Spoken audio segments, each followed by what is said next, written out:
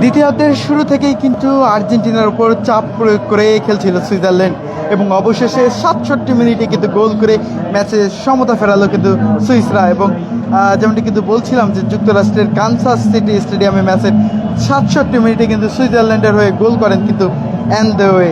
এবং এর পরেই কিন্তু আসলে ১-১ গোলে কিন্তু আসলে সমতায় ফিরল কিন্তু আসলে আর্জেন্টিনা এবং সুইজারল্যান্ড। এবং জীবনের সবচেয়ে গুরুত্বপূর্ণ গোলটি কিন্তু করলেন অ্যান্ডোয়ে এবং বা প্রান্তে বল পেয়ে রিকার্দো রদ্রিগেজের সঙ্গে দারুণ ১-২ পাস খেলেই কিন্তু বক্সে ঢুকে পড়েন তিনি। এরপর কঠিন কোণ থেকেও কিন্তু নিখুঁত সাইড ফুট শটে ৬৭ মিনিটে বল জড়িয়ে দেন কিন্তু দূরের জালে এবং ফলে ম্যাচে ফেরে কিন্তু সমতা। এর আগে কিন্তু আসলে যেমনটি জানাচ্ছিলাম আপনাদেরকে যে ম্যাচের ১০ মিনিটে কিন্তু মেসি কর্নার থেকে দারুণ এক ক্রস ভাসিয়ে দেন বক্সের ভেতরে এবং সেখানে সবার উপরে উঠে এলিক্সিস কিন্তু আসলে ম্যাক এলিস্টারের নিখুঁত প্লান্সিং হেডে বল পাঠিয়ে দেন কিন্তু কোবলের নাগালের বাইরে। এবং লিভারপুল মিডফিল্ডার এভাবেই কিন্তু ২০২৬ বিশ্বকাপে নিজের প্রথম গোলের দেখা পেলেন এবং এই অ্যাসিস্টের মাধ্যমে বিশ্বকাপে তার মোট অ্যাসিস্ট সংখ্যা কিন্তু দাঁড়ায় ১০টি, যা কিন্তু টুর্নামেন্টের ইতিহাসে যৌথভাবে সর্বোচ্চ। ফলে জার্মান কিংবদন্তি ফিটোস ভাল্টারের ১০ অ্যাসিস্টের দীর্ঘদিনের রেকর্ডে কিন্তু ভাগ বসালেন আর্জেন্টাইন অধিনায়ক।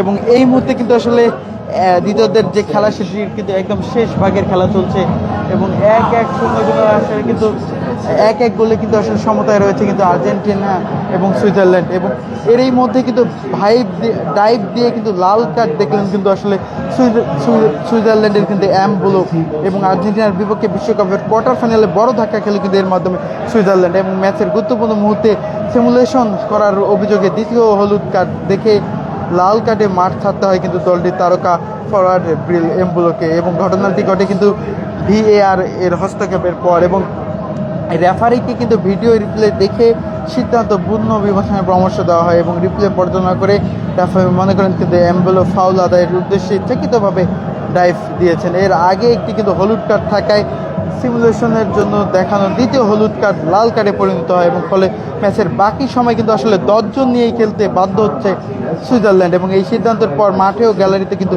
উত্তেজনা ছড়িয়ে পড়ে এবং ম্যাচের এক গুরুত্বপূর্ণ মুহূর্তে আসলে এমবুলের বিদায় সুইজারল্যান্ডের জন্য বড় ধাক্কা হয়ে আসে এবং সংখ্যাগত সুবিধা পেয়ে যায় কিন্তু আসলে আর্জেন্টিনা। এবং এই মুহূর্তে কিন্তু আসলে দ্বিতীয়দের খেলার শেষ ভাগ চলছে এবং দেখছেন কিন্তু আসলে আর্জেন্টিনার যারা সমর্থকরা রয়েছেন তারা কিন্তু অনেকটা উৎসবে মেতে উঠেছেন এবং এই উৎসবের মধ্যে দিয়েই কিন্তু আসলে তারা কিন্তু বড় পর্দায় আসলে কিন্তু খেলা দেখছেন। এবং একটু যদি জানিয়ে রাখি আর্জেন্টিনার যারা এখানে সমর্থক রয়েছেন তাদের সঙ্গে যদি একটু কথা বলি, এই মুহূর্তে কিন্তু আসলে সুইজারল্যান্ড ১০ জন প্লেয়ার নিয়ে মাঠে নামছে এবং আর্জেন্টিনার পক্ষে কিন্তু ১১ জন প্লেয়ার রয়েছে। কি মনে হচ্ছে শেষ মুহূর্তে কি করবে আর্জেন্টিনা?